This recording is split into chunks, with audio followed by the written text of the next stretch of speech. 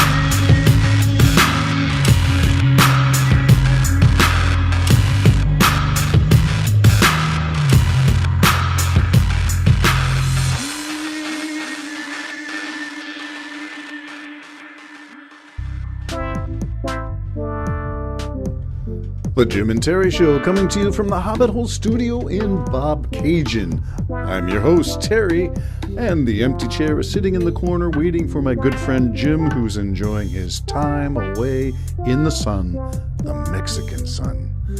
The opening song was called Darkness Overwhelms, done in collaboration with an artist I met on mp3unsigned.com, who goes by the name of Monche, M-O-N-C-H-E. You can find him there, I believe. I've lost touch with him, but I came across it as I was archiving some music. And I thought, really did some interesting stuff. He's a fellow who used a 7-string Ibanez, and it was the first time I'd heard that low tone going down, and he used it. He could do bass lines with his 6-string electric. And because it was a 7-string that gave him the lower register. And that song was mostly his instrumental with some FX added by me and the vocal lines. It's all about domestic violence and the resonating see me, hear me, which you can hear as a digital voice interpretation. But the rest of it is about Darkness Overwhelms, which is domestic violence taking place sight unseen, unbeknownst to most of us. It is one of those silent killers. Sometimes we see evidence of it, as in movies that depict the domestic violence where the victim is a woman whose face becomes bruised and colored, and people start to wonder what's happening, and they deny that there's anything going on until it's too late. Women often stay in these abusive relationships until their death, till the vow, till death do us part is true, but it's a victim. It's not through death through old age and through illness. It's death that's almost inescapable because there is no ability to leave, to exit. There's no exit plan. It gets especially complicated when there are children involved, and the desire to protect the kids at the sake of personal safety becomes operative. So domestic violence is a significant problem in modern culture. In modern Western culture, it's even worse, dare I say, in other cultures where there are religious proscriptions. You cannot, it is a religious violation, leave. And if you do exit, there will be these hunting groups of relatives the husband's relatives, who will chase you down for being unfaithful or for abandoning your husband. And so it becomes even more complicated when religious prescriptions force women to remain in abusive contexts. And that needs to change, in my opinion. And whether that is currently being a protest mounted in Iran with the hijab, I think that's the beginning of it. When your religion determines what you have to wear, what you have to say, I think there are some issues that should be asked about that tradition. And the Iranian protest, with the second execution just a few days ago in Iran of a male protester. Again, these are protesters. So when we think of protests in the United States or Canada or Britain or Europe, we think of protesters with signs in the streets and, shouting, and it may be against a political figure or political party. But although protesters, when they break the law, can be arrested, a peaceful protest cannot be interfered with. Unless, of course, you're talking about Donald Trump clearing the square in front of, I'm thinking it was the White House, and the square that was a peaceful protest until he sent out his mounted troops to clear it so he could take that infamous photograph of him holding the Bible. Whether it's upside down or not, I don't know, and I don't really care.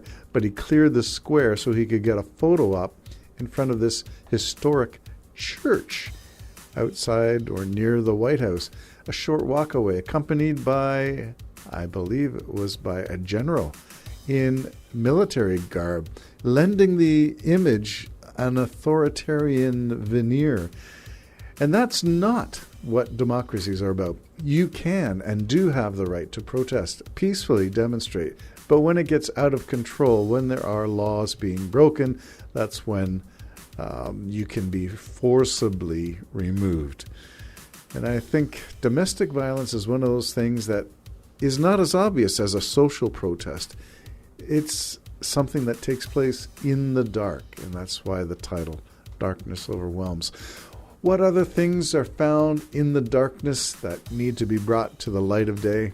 Well, maybe it's time for a political podcast that talks about the things that are done in Alberta, deals being made, ignoring First Nations, all kinds of things that get in the way of truth and transparency. I guess those TNT, truth and transparency, go together.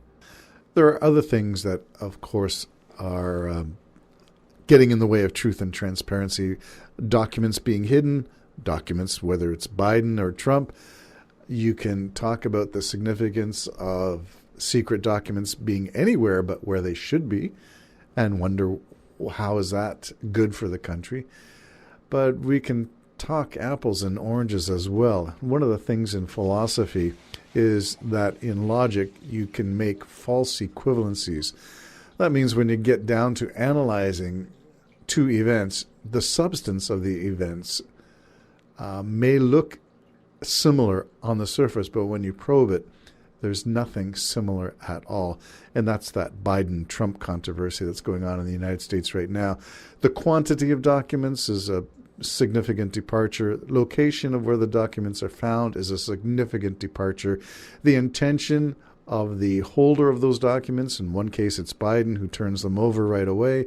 In the other case it's Trump who denies that he even had them, or that he, using his magical thinking powers, intended to make those documents not secret using mental powers. The apples and oranges comparison needs to be drawn out so that we see when things do not make sense. And logic is part of the school of thought in philosophy, as well as ethics is a school of thought, a stream of philosophy, ethics. So on what basis do apples and oranges make sense when you have no scruples, either ethically or in terms of logic? And I point to the irony that Marjorie Taylor Greene is now on a committee in the Congress. So is Lauren Boebert. So is Matt Gaetz. So is Paul Gosar. So is 138, 140 Congress people who tried to overturn the 2020 election. They are now seated and they have the majority in the Congress. How is that possible? Well, it's possible when darkness Overwhelms. Time to get a slice of the light, I think.